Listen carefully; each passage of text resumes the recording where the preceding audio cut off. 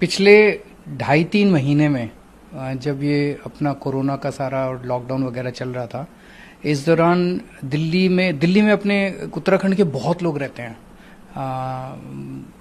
पहाड़ों से आए हुए बहुत लोग रहते हैं। उनमें कई लोग आए मेरे पास और उन्होंने कहा कि दिल्ली के अंदर इतना शानदार काम हुआ है पिछले 5 साल में, आप उत्तराखंड में आके चुनाव लड़िए। एक व्यक्ति आया अपनी बहुत सारे कॉलोनी के लोगों को लेके, उसकी बेटी के 93% नंबर आए थे और सरकारी स्कूल में। तो उसने कहा मैं तो सोच भी नहीं सकता था कि इतने अच्छे नंबर आएंगे, मैं अपनी बेटी को डॉक्टर बनाना चाहता हूँ। और मैंने उम्मीद नहीं की थी कि सरकारी स्कूल में पढ़ने वाली मेरी बेटी डॉक्टर बन सकती है, लेकिन अब मुझे लग रहा है कि मेरी बेटी डॉक्टर बन सकती है। सो सब लोगों ने कहा कि आप उत्तराखंड में चुनाव लड़िए। हमें क्लियर नहीं था कि उत्तराखंड में लड़ना चाहिए कि नहीं लड़ना चाहिए। तो हमने फिर उत्तराखंड में सर्वे कराया और सर्वे में लोगों से पूछा कि क्या आप चाहते हैं कि आम आदमी पार्टी उत्तराखंड में चुनाव लड़े।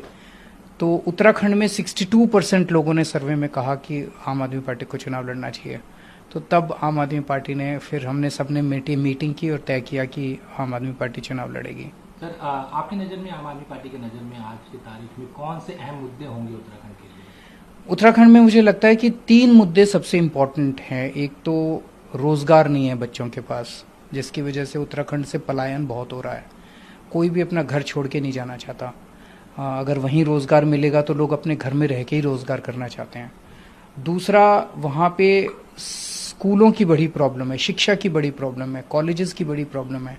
सरकारी स्कूल, सरकारी कॉलेजेस की हालत बहुत ज़्यादा ख़राब है। प्राइवेट स्कूलों का बहुत ज़्यादा शोषण है। तो जैसे दिल्ली के अंदर हमने ठीक किया स्कूलों को, शिक्षा को, वैसे ही वहाँ भी लोगों को अब ये भरोसा है कि यही लोग ठीक कर सकता है। इन्होंने दिल्ली में करके दिखाया, अब ये उत्तराखंड में भी करेंगे। और वैसे ही स्वास्थ्य सेवाओं का, अस्पतालों का, इसका बहुत बुरा हाल है। वहाँ पे एक प्रथा है डंडी खंडी करके, जिसमें पहाड़ों के ऊपर लोग रहने वाले, वहाँ पे आसपास कोई अस्पताल, कोई क्लिनिक नहीं होता। तो अगर कोई बीमार हो जाए तो अपनी खटिया के ऊपर किसी को बिठा के और फिर दूर अस्पताल पैदल लेके जाते हैं। तो अब गांव-गांव के अंदर क्लिनिक खुलने चाहिए। जैसे दिल्ली में जब किसी ने यकीन नहीं किया था कि हर मोहल्ले में क्लिनिक खुल जाएंगे, ऐसे ही लोग, जब मैं कहता हूँ तो यकीन नहीं करते कि गांव-गांव के अंदर, बस्ती-बस्ती के अंदर क्लिनिक हो सकते हैं। लेकिन दिल्ली में हुए, वहाँ भी होंगे। सर, आपके लिए उत्तराखंड कितना अहम है? क्योंकि 1.5 साल है चुनाव को उत्तराखंड के, इसको लेकर आप कितने गंभीर है? पार्टी कितनी गंभीर है? नहीं, पार्टी तो बिल्कुल गंभीर है, तभी हमने ऐलान किया और तभी ये सर्वे करने के बाद, क्योंकि दिल्ली में रहने वाले जितने उत्तराखंड के लोग हैं, ये जब वापस अपने घर जाते हैं और तो उन्होंने बताया कि वहाँ पे काफ़ी चर्चा है उत्तराखंड के अंदर दिल्ली मॉडल की।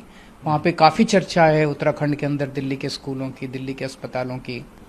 अगर आप एक तरह से देखें तो 70 साल में पहले उत्तराखंड उत्तर प्रदेश का हिस्सा था और उत्तराखंड के लोगों का मानना है कि जब वो उत्तर प्रदेश का हिस्सा था तो उसके साथ सौतेला व्यवहार होता था और इसीलिए उत्तराखंड का विकास नहीं हो पाया।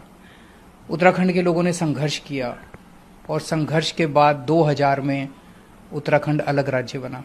लेकिन अलग राज्य बनने के बाद भी क्या मिला? वही बीजेपी, वही कांग्रेस।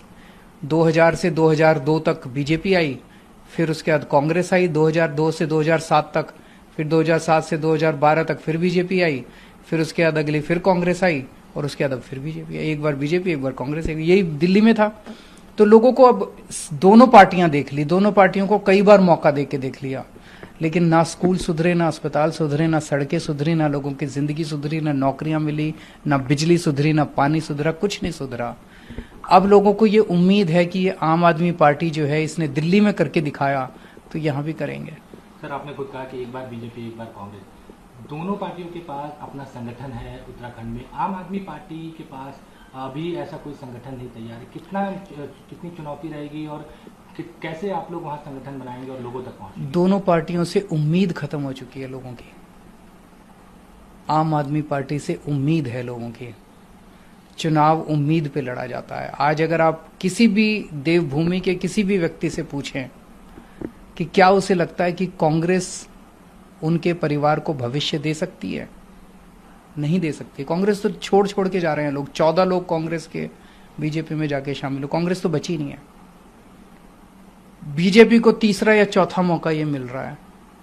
क्या बीजेपी भविष्य दे सकती है? बीजेपी आज कोरोना का क्या हाल हो गया है उत्तराखंड के अंदर।